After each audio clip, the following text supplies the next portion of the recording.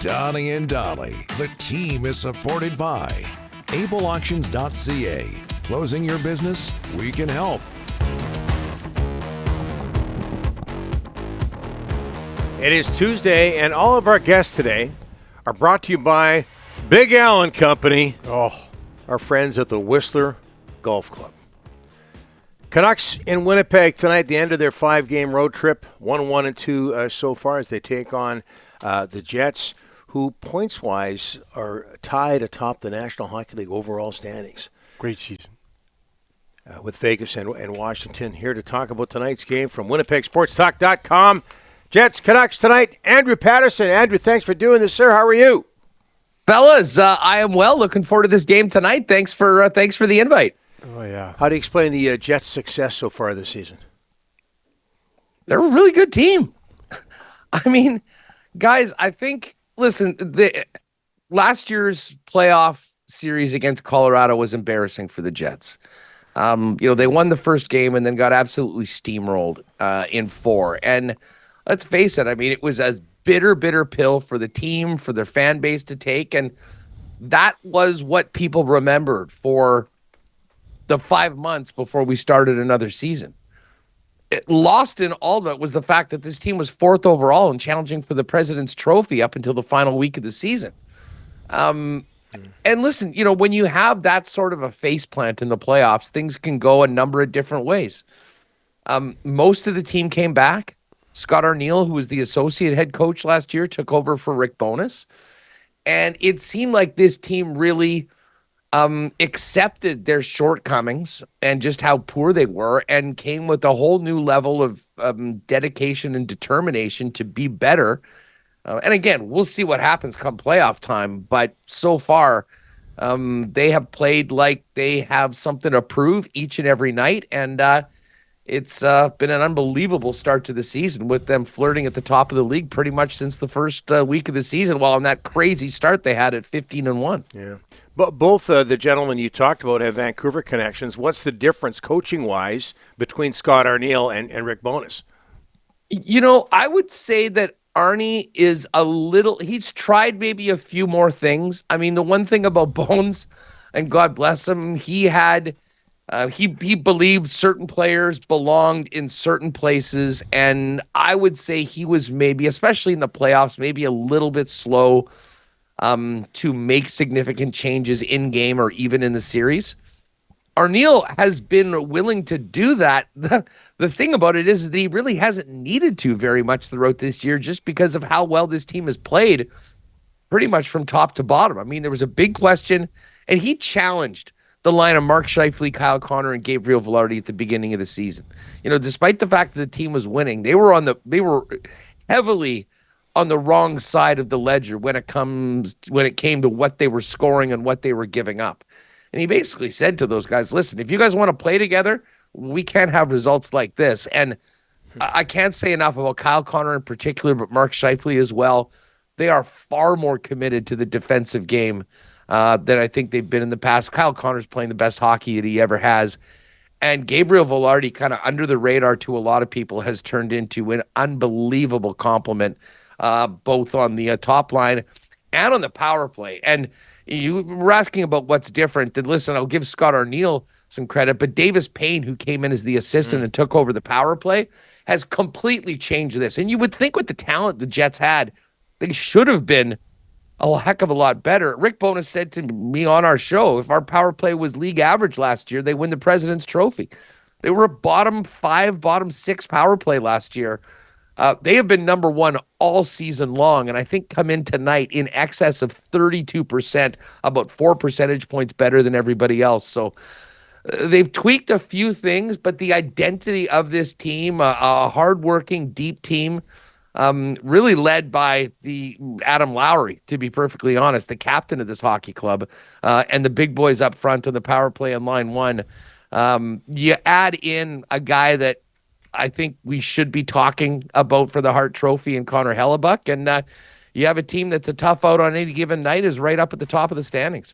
And I was just going to talk about Connor. You can't go anywhere in this league without goaltending, Andrew. He's just been a phenomenal. Third fastest goalie to reach 300 weeks. He was, 300 wins. He was honored a few days ago. He's just having an unreal season. Goals against, save percentage, number one in the NHL. He's phenomenal, and he's so consistent. I mean, he's got as many shutouts as he does losses, guys. Yep. And he plays more than anybody in the NHL. We had been having this conversation, obviously probably starting it here more because we see him on a nightly basis. But I mean, listen, if goalies are eligible to win the Hart Trophy, if you have a guy that's leading the league in wins, in shutouts, in save percentage, in goals against average, and in minutes played, how is he not at the top of the list right now? And listen, I mean, there's a lot of other good things happening with this team. I mentioned the power play and the contributions that get top to bottom, but Hellebuyck is the backbone of this hockey club, and he is playing the best hockey of his career, and that career already includes 2 Vezina trophies. Andrew, when you talk about top defensemen in the league, everyone, Cale Makar and Quinn Hughes get all the headlines, but man, you guys got a great defenseman in Winnipeg, and Josh Morrissey as well. Oh, Josh Morrissey is another guy, guys, that is, I think, criminally underrated, and that's just, frankly, I mean, you don't see as much of the Winnipeg Jets on the national TV broadcasts, and for teams like Vancouver with the bigger media market and Toronto, I mean, they're only playing a couple times a year. Everyone is going to be introduced to Josh Morrissey at the Four Nations tournament representing Canada on the blue line. Yep. He is such a complete player.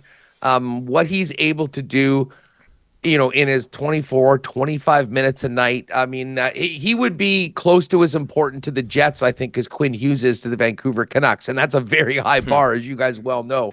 A couple of years ago, his offense jumped significantly, and a lot of people thought maybe that was just a great year. It hasn't been. He's continued to get better and better. He's absolutely earned his spot on Team Canada, and he's a rock for the Winnipeg Jets on the blue line. And when you look at the Jets, I mean, I think they would like to add some more on the blue line, like everybody else. Oh, we want that top 4 right shot defenseman. But right now they've got a solid number 1 that they can count on in so many different ways. And he's another player that has, really elevated his game through the last couple and is a big reason why the Jets feel like they've got a chance to compete for a Stanley Cup. Talking with Andrew Paterson, WinnipegSportsTalk.com. Canucks Jets tonight in Winnipeg. So what areas need to be addressed before the trade deadline? Will the Jets be busy before the trade deadline? Well, I would say so. I mean, we've kind of seen this year after year, the never-ending quest for that number 2 center. Like the Jets, we've thought of them as having sort of 5 top 6 pieces: Scheifele, Connor Velarde, Nikolai Ehlers, Cole Perfetti, and it had been Vlad Nemetstikov who had been there. And Vlad, when he originally came, was a 4th-line guy, had played, and listen, he's done everything that's been asked of him. They need to get better in that position. And that line had really stagnated over the last kind of 10 to 12 games. But when you're watching tonight, guys, Scott O'Neill made a change in the last game against the Colorado Avalanche on Saturday. And it was moving Adam Lowry in between Nikolai Ehlers along with Alex Iafallo, who's another guy that has done everything, and it didn't matter what line they asked him to play in. Not only did Ehlers score 2 goals, the Jets beat the Avalanche 3-0. They were exclusively thrown out against the Nathan MacKinnon line and completely shut them down. And, Ehlers is interesting. He's an absolutely dynamic player, a world-class guy that just never, for whatever reason, really connected with Scheifele. And for that reason, he's sort of been on that second line. And the second line hasn't been productive. Now, he's been on the power play and has helped it immensely. That's one of the biggest changes they made this year, and it kind of was one of those what took so long. But we're going to see this Iafallo, Lowry, Ehlers line again tonight, and it might change the conversation around the Winnipeg Jets and whether they're looking specifically for that number 2 center. Because the thing with Adam Lowry is he's on a 20-goal pace, about a 50-point pace, and he's as good of a shutdown center that you've got in the NHL. And if all of a sudden you can get Nikolai Ehlers producing playing with Lowry in matchups where you're nullifying top players like Nathan McKinnon, that line might have a lot more potential than I think people thought it would before it came together. So kind of interesting this is happening now. We'll get a chance probably to see how this goes for the next few games. But certainly on the blue line, Kevin Cheveldayoff will be looking to add. And I would imagine that there would be another piece coming in that could potentially play middle six center to the Jets before things are all said and done. And I hate to do this to you, Andrew, but quickly, this is an important subject. But what can you tell us? 'Cause we hear things, outside looking in about Jets attendance and the state of that franchise despite the on-ice success. You know what? I mean, I think there was a couple really low games early on this season. Okay. I mean, it's a pretty long conversation. I mean, it goes back to some moves that the team, listen, in a nutshell, I think they took a lot of their fans for granted early on in the return of the Jets 2.0. They knew that, well, if these people left, there'd be other people to come in and take the tickets. And that was the case for a while. But they made some mistakes and frankly, they lost some customers. And now they've really, over the last sort of 18 months, have been forced in, but acknowledged it and have been working really hard, made some great improvements for ticket holders, for season ticket holders.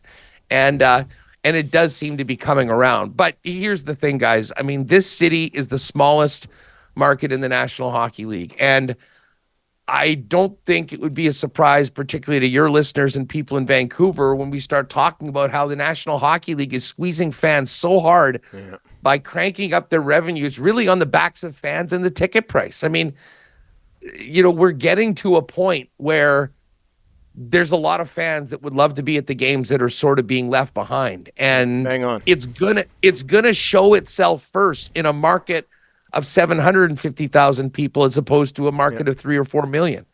So it's not unique to Winnipeg.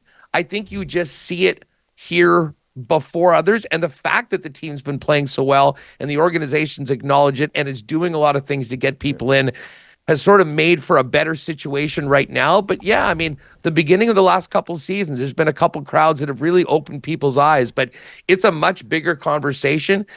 As I said, it's not just Winnipeg. I mean, we're seeing a number of rinks right now that, there's just not enough people with the scratch to go on a nightly basis for a regular season that frankly never ends at 82 games.